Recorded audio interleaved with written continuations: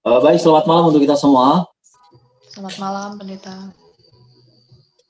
Terima kasih karena pada malam hari ini kita diizinkan Tuhan untuk berkumpul bersama-sama, dan saya senang karena topik yang diambil adalah buku Wahyu pasal yang ke-12. Dan sebelum kita lanjutkan, saya rindu mari kita tunduk kepala kita satu dalam doa, kita berdoa. Bapa kami dalam sorga, terpujilah Engkau karena begitu besar kasih setiamu kepada kami. Malam hari ini Tuhan, manakala Engkau izinkan kami untuk berkumpul melalui Zoom online ini untuk mempelajari firman Tuhan, kami mengundang kuasa Tuhan boleh bersama dengan kami, memberikan pengertian, memberikan kami kuasa agarnya demikian. Setelah kami mengerti, kami disanggupkan mengikuti kehendak-Mu. Terima kasih Tuhan, kami serahkan hidup kami dalam tangan-Mu, dalam nama Yesus kami berdoa. Amin. Terima kasih untuk sahabat saya, Martin, Pesolima. Martin, terima kasih banyak karena sudah mengundang saya beberapa waktu yang lalu. Setelah kami diskusi, pada akhirnya ditentukanlah waktu ini, pada hari Minggu jam 7. Lalu terima kasih juga untuk MC, Saudari Windy, dan juga lagu pujian yang sudah disampaikan oleh teman saya, sahabat saya, yaitu Beza Gea. Dan saudara-saudaraku yang kasih dalam Tuhan, malam hari ini sesuai dengan topik yang sudah kita baca di poster, yaitu peperangan di dalam buku Wahyu pasal yang ke-12. Saya mau katakan bahwa malam hari ini kita tidak akan bahas semua ayat-ayat yang ada dalam buku Wahyu pasal yang ke-12 karena pembahasannya lumayan panjang. Jadi sesuai dengan diskusi saya dengan sahabat saya Martin Pesolima, jadi kita akan bahas bagian yang pertama. Karena Wahyu pasal 14 ini ada terdiri dari 4 bagian. Yang pertama adalah peperangan di sorga, dan yang kedua adalah peperangan yang dilancarkan oleh naga kepada anak, itu adalah Yesus, dan yang ketiga adalah peperangan yang dilancarkan oleh naga kepada perempuan, dalam hal ini gereja, dan yang keempat, yang terakhir, adalah peperangan yang dilancarkan oleh naga atau setan ini kepada umat yang sisa. Dan malam hari ini kita akan bahas di bagian yang pertama, yaitu peperangan di sorga. Untuk membahas akan peperangan di sorga ini, saya mau agar kita membuka dalam buku Wahyu pasal yang ke-12 ayat yang ke-7. Anda dan saya mungkin tanya, kenapa harus ayat yang ke-7? Kenapa tidak langsung, kenapa enggak mulai dari ayat yang pertama? Nah, saudara-saudaraku nanti mengerti di dalam pembahasan ini. Pada bagian yang pertama ini, mari kita lihat Wahyu pasal 12 ayat yang ke-7. Di situ dia bilang begini, maka timbullah peperangan di sorga, Mikael dan malaikat-malaikatnya berperang melawan naga itu, dan naga itu dibantu oleh malaikat-malaikatnya. Perhatikan baik-baik ayat di dalam Wahyu pasal yang ke-12 ayat yang ke-7. Di situ dikatakan bahwa timbullah peperangan di sorga. Yang saya mau tanyakan kepada Anda dan saya adalah, apakah Anda pernah menyaksikan perang? Oh, ada yang bilang begini, pernah. Di mana Anda lihat perang? Di televisi? Atau Anda lihat perang yang ada di sekitar tempat Anda? Atau Anda juga pernah memasuki medan peperangan, medan pertempuran? Coba bayangkan peperangan yang biasa Anda tonton, yang biasa Anda saksikan. Nah, perhatikan baik-baik. Kalau biasanya, kalau Anda lihat perang, maka yang terjadi ada senjata, dan bukan hanya dari pihak kita, tetapi juga dari pihak lawan. Masing-masing punya senjata. Contohnya, ada yang membawa anak panah, ada juga yang membawa busur, tombak, lembing, kemudian pedang. Tetapi itu kan bercerita perang pada waktu dulu. Kalau perang zaman sekarang menggunakan senjata-senjata berat. Nah, menjadi pertanyaannya adalah, ketika Alkitab menggambarkan adanya peperangan di sorga, apakah senjata-senjata ini digunakan? Mungkin Anda bilang begini, di sorga itu kan tidak seperti manusia. Masa mereka ciptakan alat-alat perang seperti itu? Ya, saya setuju tidak ya, saudara-saudaraku. Tidak digambarkan di dalam Alkitab seperti itu ya. Tetapi kenyataan yang ada di dalam buku Wahyu 12 ayat yang ke-7, di situ dikatakan bahwa terjadi perang. Terjadi perang.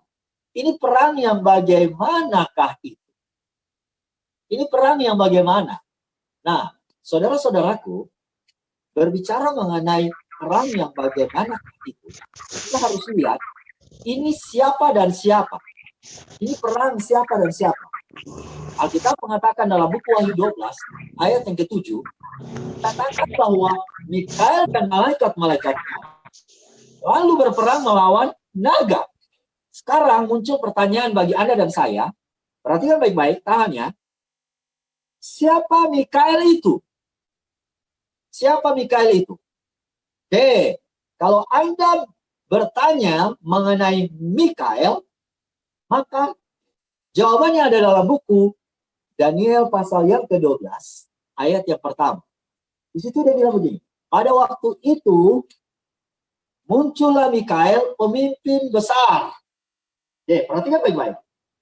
Kata di dalam Alkitab, buku Daniel pasal 12 ayat yang ke-7, ada 12 ayat yang pertama, dia mengatakan bahwa pada waktu itu muncullah Mikael, pemimpin besar.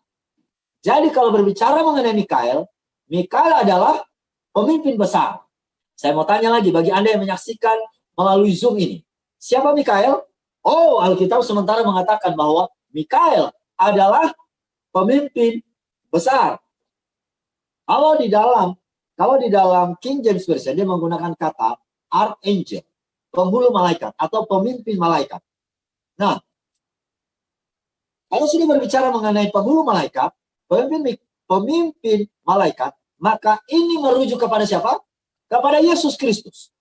Anda dan saya yang sementara menyaksikan pekabaran pada malam hari ini dalam buku Wahyu, ketika Alkitab mengatakan bahwa Mikael dan malaikat-malaikatnya berperang melawan naga itu, ini artinya perang antara Yesus dan naga. Muncul pertanyaan, siapa naga? Siapa naga itu? Boleh saya pinjam Alkitab? Siapa naga itu? Oh iya boleh. Siapa naga itu? Berbicara mengenai naga, kita harus pergi ke buku Wahyu pasal yang ke-12 ayat yang pertama. Di situ dia bilang begini. Dia menggambarkan mengenai naga itu adalah begini. Nah, maka tampaklah suatu tanda besar di langit. Seorang perempuan berselubungkan matahari dengan bulan di bawah kakinya. Dan sebuah mahkota dari 12 bintang di atas kepalanya. Ia sedang mengandung dan di dalam keluhan dan penderitaannya hendak melahirkan, dia berteriak kesakitan. Kemudian di situ dikatakan di ayat yang ketiga, maka tampaklah suatu tanda di langit dan lihatlah seekor naga merah padam yang besar, berkepala 7 dan bertanduk 10 dan di atas kepalanya ada 7 mahkota. Nah, saudara-saudaraku, Alkitab sementara mengatakan bahwa naga itu digambarkan dalam buku Wahyu 12 ayat 3 adalah naga yang warnanya merah padam. Warnanya apa? Merah padam. Kemudian dia memiliki kepala berapa? Kepala 7. Lalu dia bertanduk berapa? Bertanduk 10. Pertanyaan saya adalah, ketika Anda melihat naga yang berkepala 7 dan bertanduk 10, berkepala 7 bertanduk 10, kira-kira ini mirip dengan apa, saudara-saudara? Mirip dengan apa? Mirip, bukan mirip, persis dengan apa yang digambarkan dalam Wahyu pasal 13 ayat yang pertama. Mari kita pergi ke buku Wahyu 13 ayat yang pertama dan yang kedua. Anda yang ada Alkitab, tolong buka ya. Tolong buka Alkitab Anda dan saya. Lalu saya mengajak Anda dan saya untuk melihat, membaca dalam buku Wahyu 13 ayat yang, baca ayat yang kedua saja ya. Baca ayat yang pertama dan kedua. Nah, saya minta tolong teman saya Martin Pesolima, boleh tolong baca? Yes. Siap hadir pendeta. Berapa pendeta? Wahyu pasal 13 ayat yang pertama dan kedua. Wahyu 13 pasal pertama dan ke? Ayat yang pertama saja, ayat yang pertama. Ya. Wahyu 13 ayat yang pertama. Lalu aku melihat seekor binatang keluar dari dalam laut, bertanduk 10 dan berkepala 7. Di atas tanduk-tanduknya terdapat 10 mahkota dan pada kepalanya tertulis nama-nama hujat. Oke, baca. Oke, lanjut. Ayat yang kedua. Ayat kedua, binatang yang kulihat itu serupa dengan macan tutul, dan kakinya seperti kaki beruang, dan mulutnya seperti mulut singa. Dan naga itu memberi kepadanya kekuatannya dan tahtanya dan kekuasaannya yang besar. Oke, perhatikan. Binatang yang ada dalam buku Wahyu pasal 13, rupanya mirip, rupa atau perawakannya mirip dengan naga yang ditulis dalam buku Wahyu 12. Dalam buku Wahyu pasal 12, naga itu berkepala 7, kemudian bertanduk 10, sementara kalau perhatikan di dalam buku Wahyu pasal yang ke-13, binatang yang keluar dari dalam laut juga berkepala 7 dan bertanduk 10. Oke, beda antara naga dan ini ya, tetapi sama. Artinya kalau Anda mau lihat di dalam ayat yang kedua, roh naga ada di binatang ini. Dan nanti kalau kita ada waktu kita akan bahas bahwa binatang ini merujuk suatu kuasa yang ada di bumi, yang akan menguasai bumi baik secara pemerintah, ekonomi, agama, dia akan kuasai sebelum kedatangan Yesus yang kedua kali akan menghancurkan dia. Nah, kalau begitu, naga itu siapa? Kan peperangannya itu terjadi antara Mikael, Yesus, dan malaikat-malaikatnya berperang melawan naga. Mari kita pergi ke Wahyu pasal yang ke-12 ayat yang ke-9. Di situ dia bilang begini. Saya baca untuk Anda dan saya. Dan naga besar itu si ular tua. Naga adalah apa? Si ular tua, bukan si naga ya, tapi naga. Lalu yang disebut iblis atau setan. Sekarang saya mau tanya kepada Anda dan saya, sesuai dengan informasi di dalam Alkitab, naga artinya siapa? Iblis dan setan. Mari kita kembali ke Wahyu pasal 12 ayat yang ke-7. Jadi pada waktu Alkitab mengatakan bahwa terjadi peperangan antara Mikael dan naga, maka ini adalah peperangan antara Yesus dan setan. Ulangi. Peperangan antara Yesus dan setan. Oke. Lalu setan ini muncul dari mana? Lalu kenapa bisa berperang? Perang yang bagaimanakah itu? Tolong tahan satu-satu pertanyaannya ya. Karena pertanyaan ini bisa jadi muncul di dalam benak Anda dan saya. Di dalam otak Anda dan saya. Tetapi pada malam hari ini, kita akan lihat naga ini atau setan ini. Alkitab mengatakan bahwa naga adalah setan. Setan ini muncul dari mana? Iya kan? Dari mana munculnya setan ini? Apakah memang Tuhan menciptakan setan?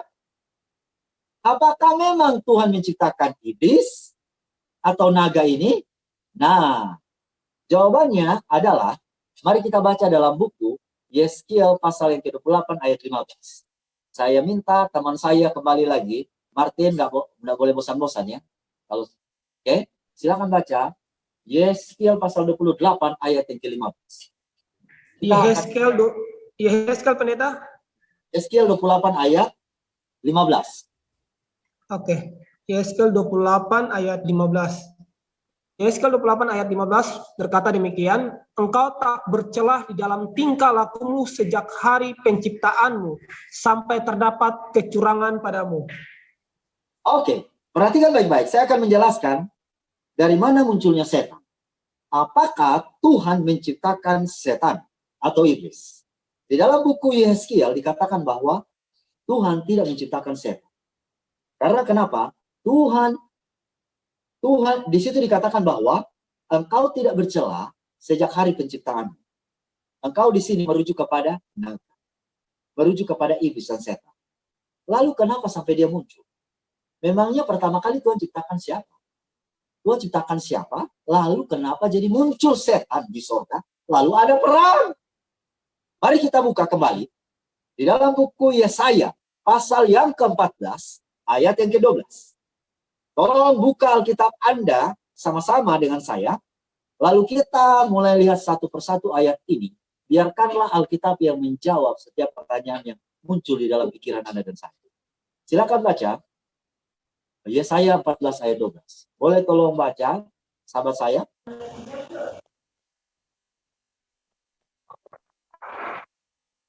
Yesaya. Yesaya berapa pendeta? 14 ayat 12. Yesaya 14 ayat 12 berbunyi demikian. Wah, engkau sudah jatuh dari langit, hai bintang timur putra fajar. Engkau sudah dipecahkan dan jatuh ke bumi, hai yang mengalahkan bangsa-bangsa. Jika Anda lihat di dalam King James Version ini adalah versi Alkitab yang mirip dengan bahasa asli Alkitab, Perjanjian Lama dan Perjanjian Baru. Nah, kalau lihat dalam King James Version, kata bintang timur putra fajar itu ditulis dengan kata Lucifer. Dan kata Lucifer hanya ada satu kali disebutkan, itu pun di dalam buku Yesaya pasal 14 ayat 12. Selanjutnya tidak ada lagi. Nah, kalau mau lihat di dalam buku Yesaya 14 ayat yang ke-12, maka jawabannya adalah Tuhan tidak menciptakan iblis. Tuhan tidak menciptakan setan. Tuhan tidak menciptakan begu. Tuhan tidak menciptakan naga. Tetapi Tuhan menciptakan Lucifer. Dan Lucifer ini adalah malaikat yang suci. Sesuai dengan Yeskiel 28 ayat yang ke-15, engkau tidak bercela sejak hari penciptaanmu. Engkau di sini adalah Lucifer, tidak bercela. Tidak bercela. Dan kenapa sampai pada akhirnya dia jadi setan? Nah, banyak kali Anda dan saya ini terlalu mempersalahkan setan. Ya kan? Saya tidak bela Lucifer di sini, tidak bela setan. Setan tetap setan. Kalau Anda mencuri, kenapa kamu mencuri? Gara-gara si setan itu sudah menggoda saya. Kenapa kamu nyontek? Gara-gara setan itu. Kenapa kamu melawan orang tua? Gara-gara setan itu. Kenapa kamu ambil duit orang? Gara-gara setan itu. Kenapa kamu marah-marah sampai lewat matahari terbenam masih marah-marah? Gara-gara setan itu. Saudara, kalau terlalu banyak seperti itu, nanti kita akan kembali kepada pertanyaan. Setannya setan itu siapa? Iya kan? Setannya setan itu siapa? Setannya Lucifer siapa? Makanya Alkitab mengatakan bahwa di dalam buku Yakobus pasal yang pertama ayat 13 sampai 15, tetapi tiap-tiap orang dicobai oleh keinginan sendiri. Apabila keinginannya itu telah dibuahi, dia melahirkan dosa, dan apabila dosa itu telah matang, dia melahirkan maut. Yang menyebabkan Lucifer memilih jadi setan itu oleh karena keinginan. Keinginannya, ini bukan keinginan Tuhan. Keinginannya. Oh, keinginan yang bagaimanakah? Sehingga pada akhirnya Lucifer menjadi setan dan terjadi perang di surga. Mari kita lihat. Yesaya pasal 12 ayat yang ke-13 dan 14. Silakan baca. Sahabat saya, Yesaya 14 ayat yang ke-13 dan 14. Silakan baca. Yesaya 14 pendeta? 14 ayat 13 dan 14. 13 14 ya pendeta ya? 13. Ya. Oke, ayat yang ke-13. Engkau yang tadinya berkata dalam hatimu, aku hendak naik ke langit, aku hendak mendirikan tahtaku mengatasi bintang-bintang Allah, dan aku hendak duduk di atas bukit pertemuan jauh di sebelah utara. Ayat 14. Aku hendak naik mengatasi ketinggian awan-awan, hendak menyamai yang maha tinggi. Perhatikan baik-baik. Di situ dia bilang aku hendak, aku ingin. Keinginannya ingin sama dengan Allah, inilah yang menyebabkan dia jadi setan. Keinginannya agar dia boleh dihormati dan disembah. Disembah. Seperti Allah, inilah penyebab Lucifer yang tadinya diciptakan suci, malaikat pertama yang diciptakan di surga, jadi setan. Ada di antara Anda dan saya ingin dihormati? Ya, kita perlu saling menghormati. Ya, saya mau kasih tahu ya. Anda dan saya perlu untuk saling menghormati. Tetapi bukan mengharapkan dihormati. Gila hormat. Kenapa saya bilang Anda dan saya perlu saling menghormati? Inilah kebutuhan mendasar. Tetapi jangan sampai kita datang kepada keinginan ingin disembah. Ingin disembah. Anda dan saya akan seperti setan. Karena begini, kita hidup di dunia ini, Anda dan saya tidak luput yang disebut dengan ejekan, hinaan. Dan bahkan apa yang disebut dengan pandang enteng. Dasar gendut kamu. Oh, orang gendut kalau dibilang gendut tersinggung. Dasar orang kurus kamu. Orang kurus juga dibilang kurus, tersinggung. Dasar manusia hitam badaki.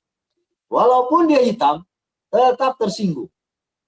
Dasar kamu bibir maju, lalu gigi juga maju, sama. Saudara-saudaraku, kalau sudah seperti ini, maka yang terjadi adalah ada hinaan dan ejekan. Anda dan saya tidak mau dihina, nggak mau diejek. Karena kenapa? Karena kebutuhan mendasar kita adalah dihormati. Kita perlu saling menghormati. Tetapi jangan keinginan dibuai seperti Lucifer yang pada akhirnya ingin disembah. Pertanyaan saya adalah, dia ingin disembah seperti Allah. Nah, ini sudah mau masuk kepada jawaban pertanyaan, kenapa terjadi perang? Kenapa terjadi perang di sorga? Dia ingin dihormati, dia ingin disembah seperti Allah, maka pertanyaannya sekarang adalah, apakah Lucifer bisa disembah seperti Allah? Tolong jawab. Sebelum saya jawab, tolong pikir dulu di sini. Bolehkah Lucifer adalah ciptaan, adalah malaikat, bisa disembah seperti Allah? Mau tahu jawabannya? Tidak bisa. Kenapa tidak bisa? Karena Alkitab mengatakan di peraturan sorga, hukum yang pertama, jangan ada padamu Allah lain di hadapanku. Hanya Allah yang perlu disembah, hanya Tuhan yang perlu disembah, dan hanya Tuhan yang perlu diagungkan, dimuliakan. Malaikat tidak bisa, apalagi manusia tidak bisa. Karena kenapa? Malaikat dan manusia adalah ciptaan.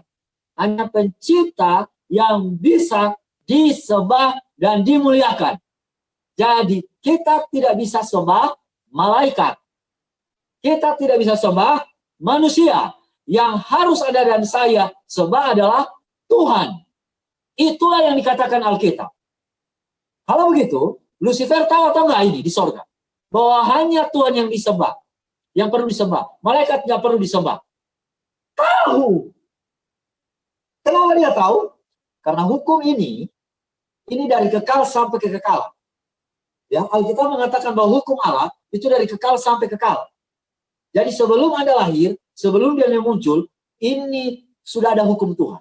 Karena hukum Tuhan ini adalah perwujudan dari tabiat Tuhan, yaitu kasih Allah. Nah, kalau begitu, tantangan bagi Lucifer adalah hukum Allah, hukum ilahi, peraturan sorgawi. Oh, dia benci sekali sama peraturan sorga, hukum Tuhan. Maka di dalam hatinya bergejolak. Kurang ajar, saya mau jadi seperti Tuhan, tetapi penghalangnya ada. Apa penghalangnya? Hukum Tuhan. Peraturan sorga. Karena peraturan sorga mengatakan hanya Allah yang patut disembah. Hanya Allah yang patut dimuliakan. Tidak boleh ada Allah lain. Tidak boleh. Malaikat tidak bisa dijadikan objek untuk disembah. Tidak bisa. Nah, kalau begitu, Lucifer benci sama siapa sekarang? Sama Tuhan. Tetapi dia juga benci peraturan Tuhan. Hukum Tuhan. Benar? Saya mau tanya. Apakah Anda benci peraturan? Oh, saya tidak benci. Saya tidak membenci. Tetapi datang giliran pekabaran mengenai sahabat, kita tolak. Pekabaran akhir zaman, oh, banyak yang tolak. Keluar dari kota, tolak. Banyak sekali ya. Banyak sekali. Kita bilang kita senang hukum Tuhan, tetapi kenyataannya tidak. Kita hanya bilang di mulut. Tetapi tindakannya ketika diperhadapkan untuk mengikuti semua ketetapan Tuhan, maka akan muncul kebencian bukan hanya kepada hukum Tuhan, tetapi kepada orang yang menyampaikan hukum Tuhan. Dan hal yang sama terjadi kepada Lucifer. Jadi kalau Anda punya roh seperti ini, itu roh Lucifer itu. Roh setan. Bertobat. Nah sekarang, setan sudah tahu hal ini, maka kebenciannya terhadap Tuhan dan kepada hukum Tuhan membuat dia datang mempengaruhi seluruh malaikat yang ada di sorga. Saya ulangi, karena dia benci terhadap Tuhan Sang Pencipta yang hanya satu-satunya oknum patut disembah, dan dia benci juga terhadap hukum Tuhan, dia benci terhadap peraturan sorga, maka dia mau untuk mengubah hukum Allah dengan cara mendatangi malaikat yang ada di sorga. Sekarang saya mau tanya kepada Anda di sorga, di Zoom online ini. Apakah Anda dan saya tahu? Apakah Anda dan saya tahu bahwa hukum Allah bisa diubah? Tahu? Oh. Apakah hukum Allah bisa diubah? Hukum Allah diubah itu bukan oleh karena keinginan Allah, oleh karena keinginan manusia. Tapi ingat baik-baik, kalau Anda baca di dalam Alkitab, tidak ada satu ayat pun yang mengatakan bahwa hukum Allah bisa diubah. Dari mana saya tahu? Di dalam buku Lukas 16 ayat yang ke-17. Lebih mudah langit dan bumi ini runtuh, diubah daripada satu titik, satu iota harus batal. Kalau dalam buku Matius pasal 5 ayat yang ke-17, jangan kau menyangka bahwa aku datang untuk meniadakan hukum Taurat atau kitab para nabi. Aku datang bukan untuk meniadakannya, melainkan untuk menggenapinya. Selama belum lenyap langit dan bumi ini, satu titik dan satu iota tidak akan ditiadakan dari hukum Taurat sebelum semuanya terjadi. Jadi, hukum Tuhan tak bisa diubah. Kalau begitu, pertanyaannya adalah, bagaimana caranya dia mengubah hukum Allah? Karena dia ngotot menjadi Tuhan. Ngotot mau menjadi Allah agar bisa disembah. Dia datangi seluruh malaikat. Lalu, dia mencoba mempengaruhi otak mereka supaya mereka juga turut berpikir seperti jalan pikiran. Hukum Tuhan itu tidak bisa kita turut. Jadi tujuan dia datang kepada seluruh malaikat. Ini yang disebut dengan peperangan. Ya. Perhatikan baik-baik. Inilah peperangan ini yang terjadi di sorga. Ya. Jadi tujuannya adalah mendatangi seluruh malaikat. Lucifer mendatangi seluruh malaikat. Agar seluruh malaikat yang ada di sorga diyakinkan bahwa sesungguhnya hukum Allah hanya bisa dituruti oleh Allah sendiri atau Sang Pencipta. Tidak bisa dituruti oleh para malaikat, karena para malaikat adalah ciptaan. Lalu bagaimana caranya? Dia datangilah satu-satu. Malaikat yang pertama dia datangi. Selamat pagi sahabatku. Malaikat ini jawab. Ya, selamat pagi. Malaikat yang pertama. Apa kabar? Baik. Saya mau tanya, apakah Allah itu kasih? Ya, Allah itu kasih. Allah itu baik? Baik. Sampai di sini oke. Lalu dia datang kepada pertanyaan yang membingungkan malaikat ini. Saya mau tanya dulu. Kamu kan malaikat, saya juga malaikat. Kita sama-sama diciptakan oleh Tuhan. Menurut kamu dan saya bisa nggak menuruti hukum Tuhan? Peraturan sorga ini, yang sudah dibuat oleh Sang Pencipta kita.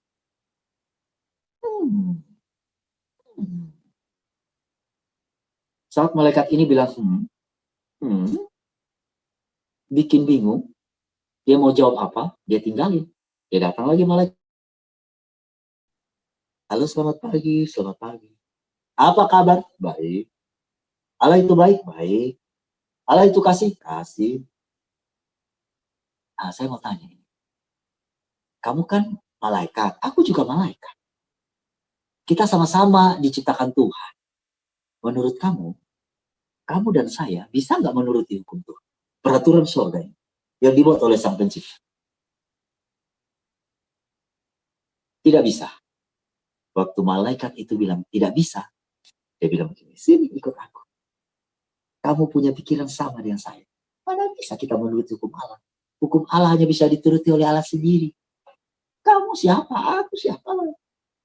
Jadi ayo, mari kita sama-sama perangi. Ya, kita perangi konsep ini.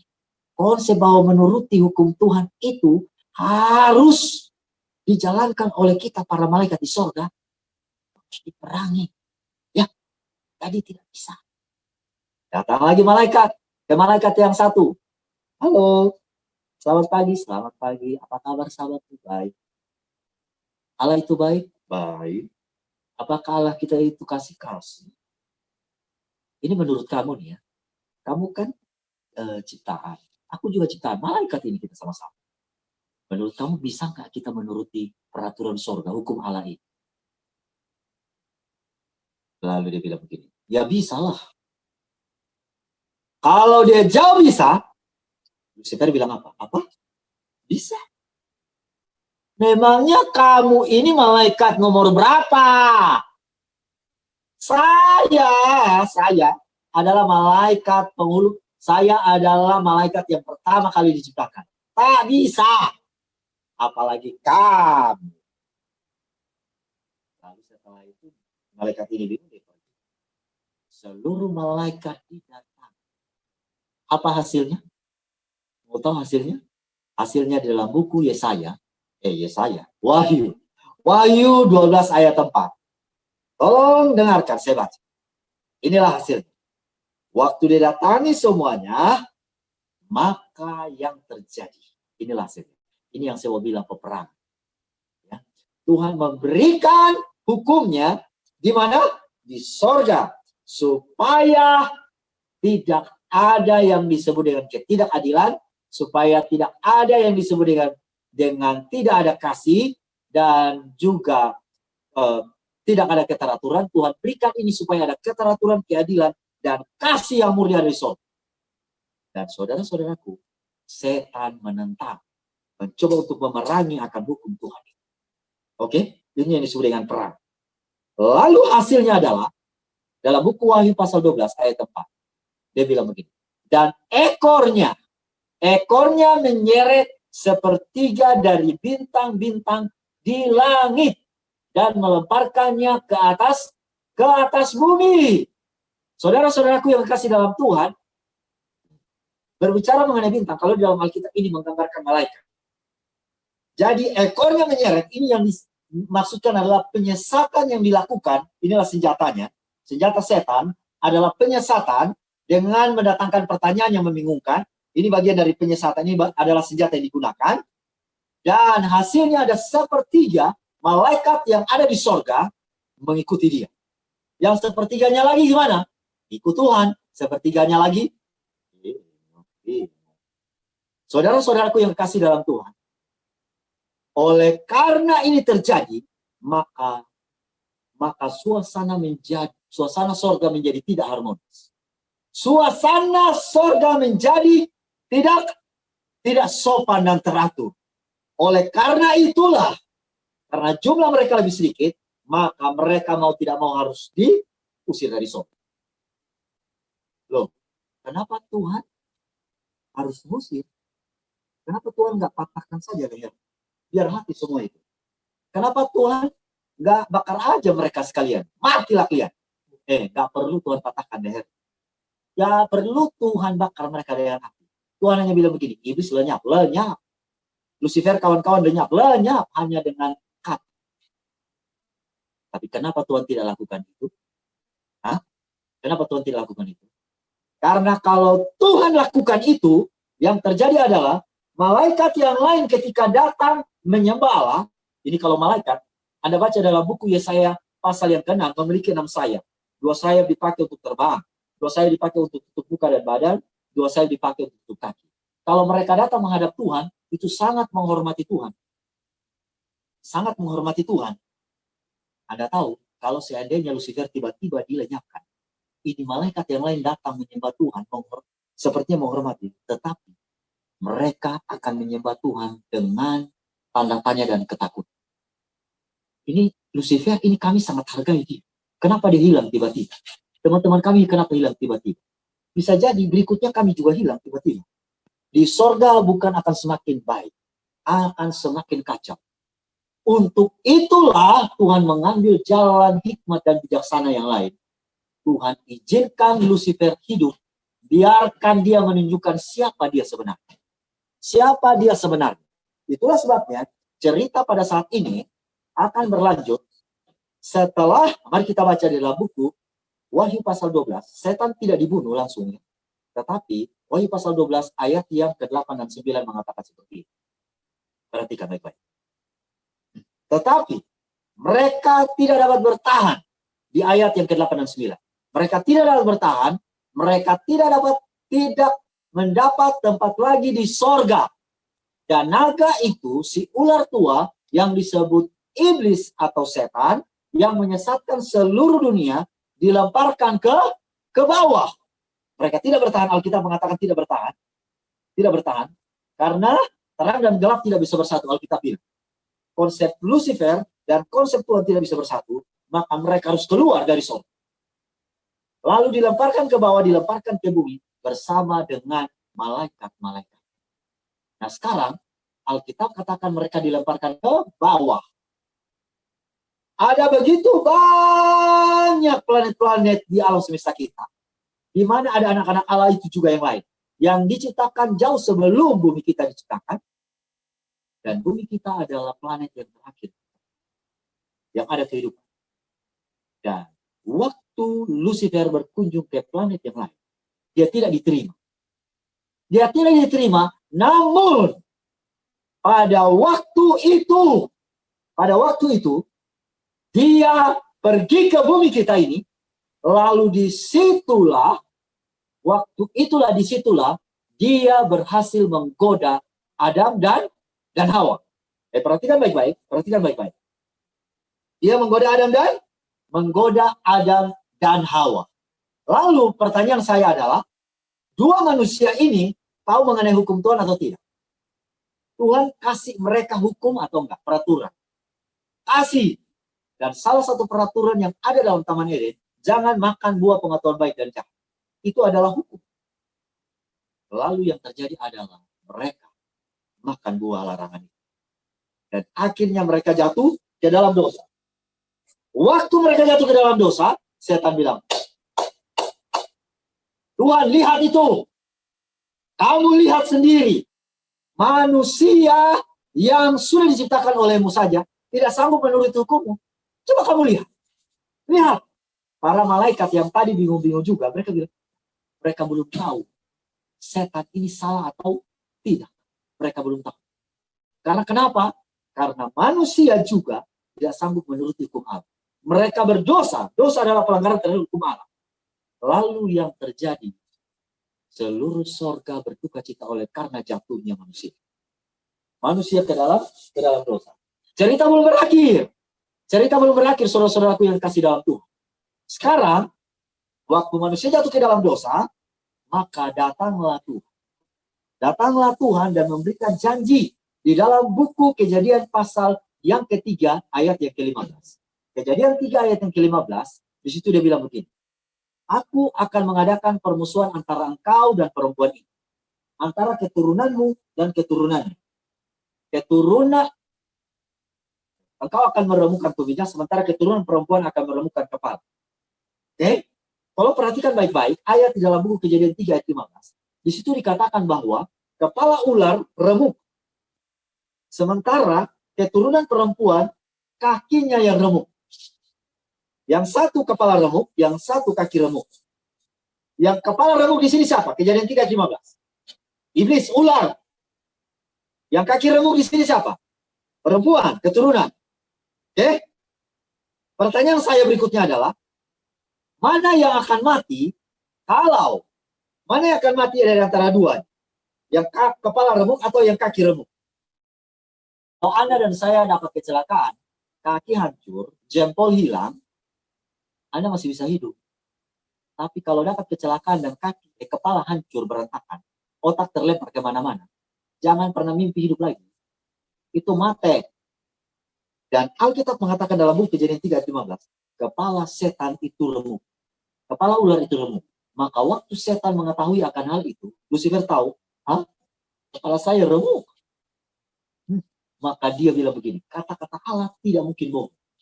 Dia berusaha untuk mengagalkan kata-kata itu. Dan yang meremukkan siapa? Kejadian 3 ayat 15 mengatakan, siapa yang meremukkan kepala ular? Keturunan perempuan. Maka setan tahu Kejadian 3 ayat 15 ini adalah benar adanya, dia mulai perhatikan keturunan perempuan. Keturunan dari Hawa. Sekarang mari kita lihat, taruhlah kita semuanya Lucifer. Kita lihat sama-sama keturunan. Setan juga lihat itu keturunan perempuan. Karena dia tahu bahwa yang meremukkan kepalanya itu keturunan perempuan. Dia lihatlah keturunan perempuan. Hawa ini ada punya 3 anak. Anak pertama adalah Kain, kedua adalah Habel, yang ketiga adalah Set. Nah, dia pikir dari Kain. Tapi Kain nggak mungkin lah. Karena Kain apa? Kain itu memberontak terhadap Tuhan.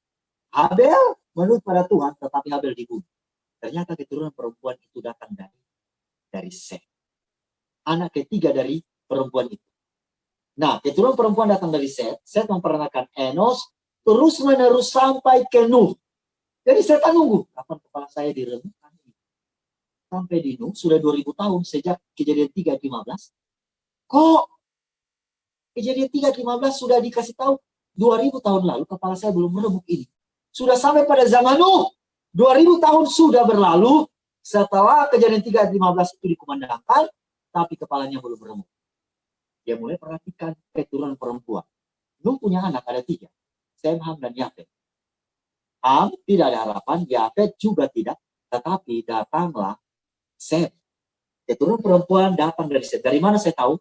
Dari buku Kejadian 11 ayat yang ke-10 sampai 26. Di dalam buku Kejadian pasal 11 ayat yang ke-26, Set memperanakan Arpaksa terus menerus sampai datang Terah. Terah ini adalah ayah dari Abraham. Perhatikan, setan memperhatikan terus keturunan perempuan karena dia tahu Kejadian 3:15 mengatakan bahwa keturunan perempuanlah yang akan meremukkan kepalanya. Sampai di Terah juga, ayah dari Abraham, Lucifer atau ular ini punya kepala sudah diremukkan atau belum? Belum diremukkan. Lalu datanglah keturunan Terah selanjutnya, namanya Abraham. Matius 1, ayat 1 Anda baca terus-menerus di dalam satu pasal mengenai silsilah Yesus Kristus. Abraham memperanakan Ishak, ini keturunan perempuannya. Ishak memperanakan Yakub, Yakub memperanakan Yehuda, sampai datang Yesus Kristus. 4000 tahun sudah berlalu. Maka lahirlah Yesus Kristus di Bethlehem. Setan tadinya, ini saya ibaratkan ya. Tadi matanya mungkin lagi sayup-sayup begini. Aduh lama sekali, mana keturunan perempuan? Saya sudah perhatikan dari keturunan perempuan pertama Hawa, kok nggak datang? Sekarang waktu Yesus lahir, 4000 tahun setelah kejadian 3 ayat 15 dikumandangkan, matanya tadi sayup-sayup gini begini.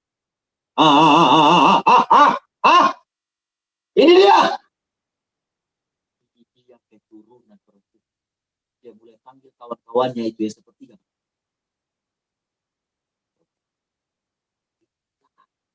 Mesias dari surga yang sudah kosongkan jadi manusia. Bunuh! Lalu mereka lancarkan pembunuhan. Herodes perintahkan bunuh anak di bawah umur 2 tahun. Waktu Yesus lahir, perintah itu dikeluarkan. Yesus dibawa lari ke mana? Ke Mesir. Supaya Anda boleh mengetahui, Anda boleh perhatikan baik-baik. Anda boleh perhatikan baik-baik di dalam, ya, Anda boleh lihat di dalam ayat yang Wahyu 12. Saya ingin Anda dan saya baca dalam Wahyu 12 ayat yang ke-5. Ya, ayat yang ke-5 dan 6. Dia bilang begini. Dan naga itu berdiri perempuan itu yang hendak melahirkan itu untuk menelan anaknya. Perhatikan baik-baik. Kita sementara bahas sekarang ini di Wahyu pasal yang ke-12 ayat 5. Karena 4 tadi sudah ya. Oke. Untuk menelan anaknya. Sesudah perempuan itu melahirkannya, maka ia melahirkan seorang anak laki-laki yang akan menggembalakan. Inilah Yesus. Jadi dia berusaha untuk membunuh Yesus. Tapi Yesus dilarikan kemana? Ke Mesir. Nah sekarang, perhatikan baik-baik. Lalu, setelah Herodes mati, Yesus balik lagi kemana? Yesus balik lagi kemana?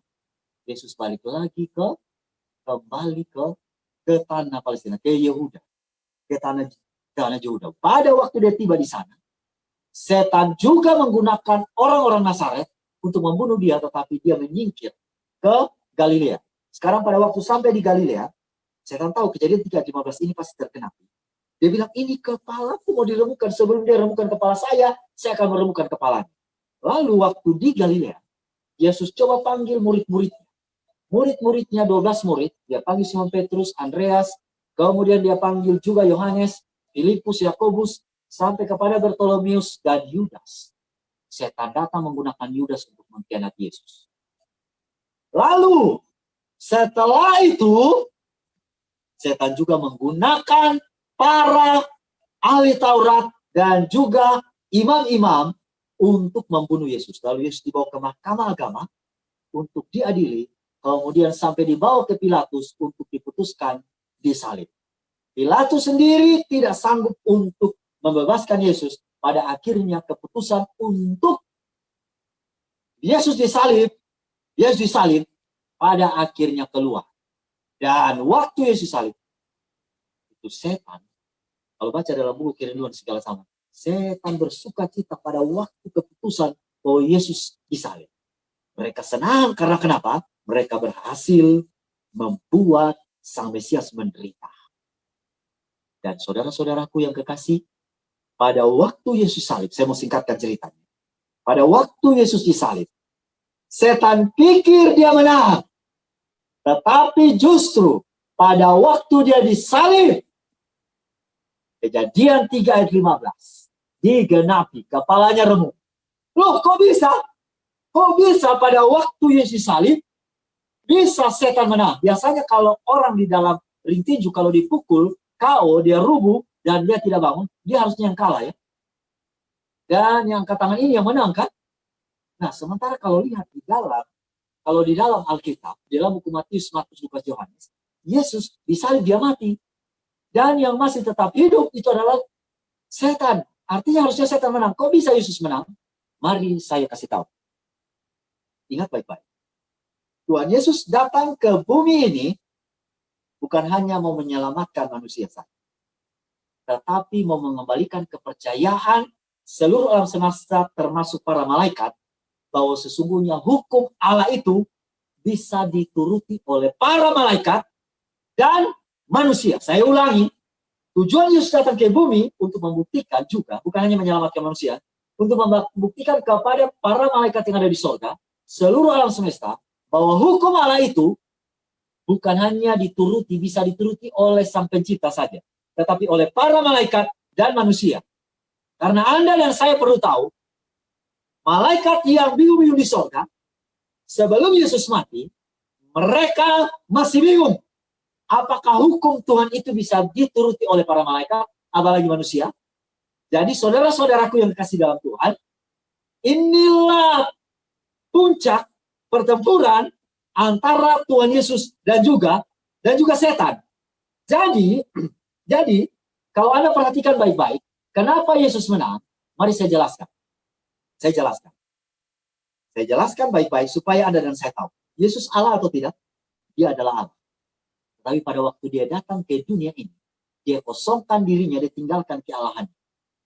100% manusia.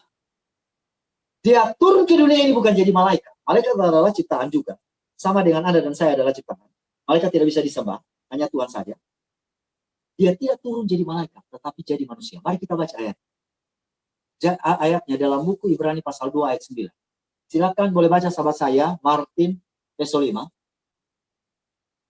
Boleh baca? Berapa pendeta? Ibrani 2 ayat 9. Ibrani 2 ayat 9. Ibrani 2 ayat 9. Tetapi dia yang untuk waktu yang singkat dibuat sedikit lebih rendah daripada malaikat-malaikat. Yaitu. Oke. Dia bilang yang oleh waktu yang singkat dibuat lebih rendah dari malaikat. Bayangkan saja, Yesus turun bukan jadi malaikat, tetapi di bawah malaikat. Anda mau percaya atau tidak percaya, di dunia ini yang paling tinggi adalah Allah, di bawah Allah itu malaikat, satu level di bawah Allah adalah malaikat, di bawah malaikat itu manusia, di bawah manusia itu adalah binatang berkaki 4, setelah itu serangga, ini gambaran kasarnya ya. Setelah itu serangga, di bawah binatang berkaki 4 serangga, dan di bawah serangga itu tumbuh-tumbuhan.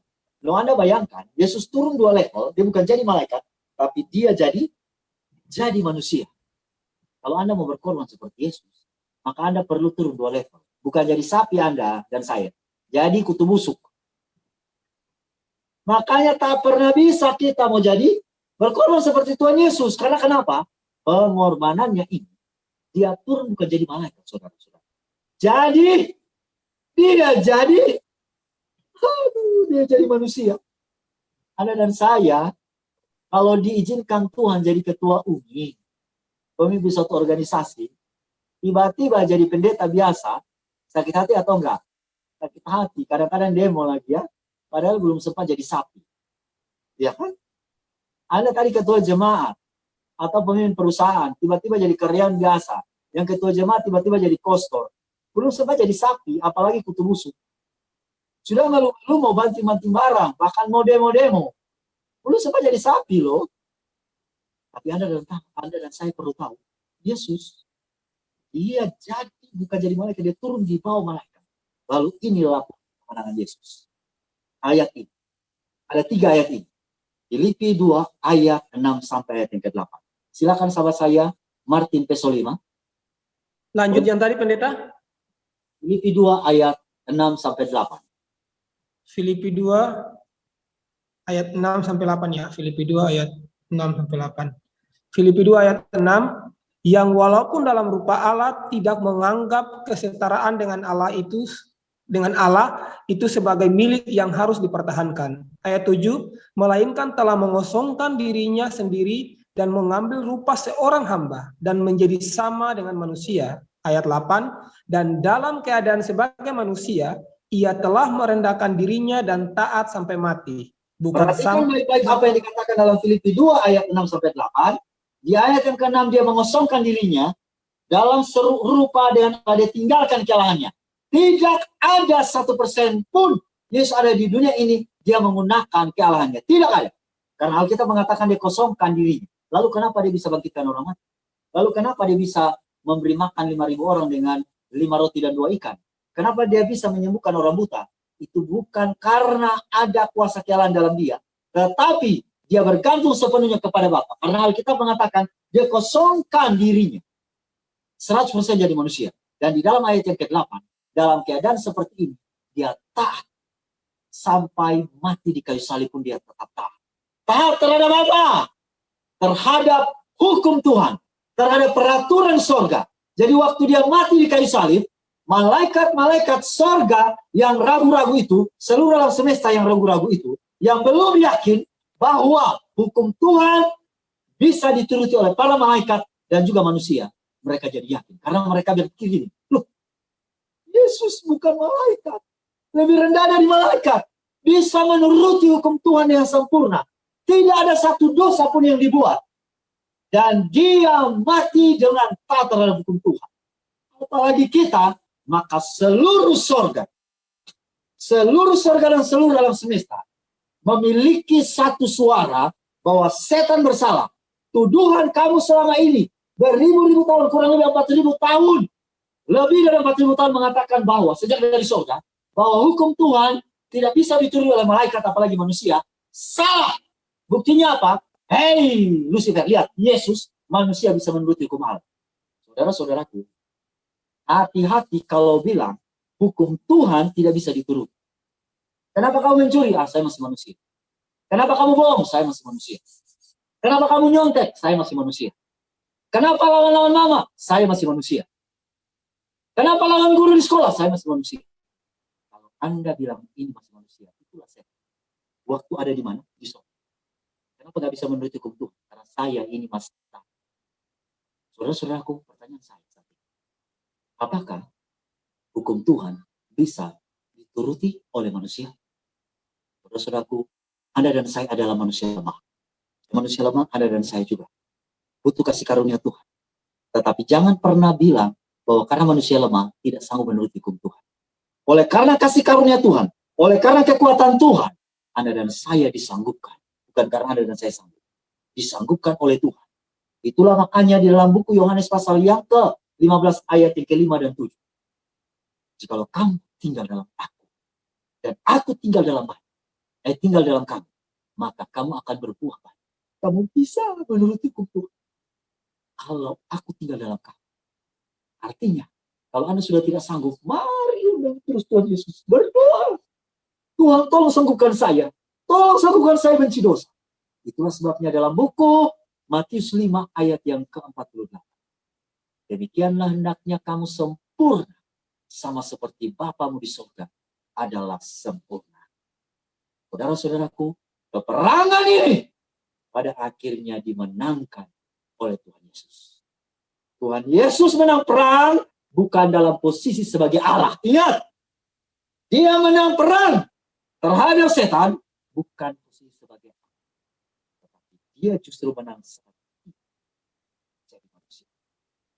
Kalau begitu, pertanyaan saya, apakah ini good news? Ini good news. Anda dan saya bisa menang terhadap pencobaan, bisa menang terhadap semua peperangan setan yang dilancarkan kepada dan saya, bukan karena Anda nantinya harus jadi seperti Allah dulu.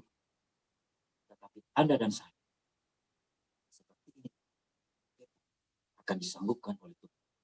Tuhan mau agar Anda dan saya menang terhadap peperangan. Itulah sebabnya kalau Anda perhatikan dalam buku Wahyu pasal 2 dan 3, 7 jemaat. Perhatikan di kalimat terakhir 7 jemaat. Barang siapa menang, jemaat pertama. Di jemaat yang kedua, barang siapa menang, jemaat yang ketiga. Barang siapa menang, jemaat yang keempat. Barang siapa menang, jemaat yang kelima. Barang siapa menang, jemaat yang keenam. Barang siapa menang, jemaat yang ketujuh. Barang siapa menang. Kenapa ini diulangi 7 kali di 7 jemaat yang berbeda? Adalah hal yang penting Anda dan saya menang. Kenapa? Karena Yesus juga sudah menang. Saudara. Biarlah Tuhan akan memberkati Anda dan saya menjalani kehidupan di dunia ini. Banyak pergumulan, banyak serangan-serangan. Tetapi oleh karena Tuhan sanggupkan Anda dan saya menang. Mari kita tunduk kepala, kita berdoa. Bapa di sorga, terima kasih banyak karena Engkau telah menyertai kami. Kami boleh membahas dari buku Wahyu pasal yang kedua. Walaupun belum secara komplit kami menyelesaikan akan pembahasan ini. Namun kami tahu Engkau bersama-sama dengan kami. Yakinkan kami bahwa ada Tuhan bersama kita. Yakinkan kami bahwa kami akan disanggupkan Tuhan untuk menang dalam pertempuran ini. Terimalah doa dan sembahyang kami. Ampuni kami orang berdosa dalam nama Yesus. Amin.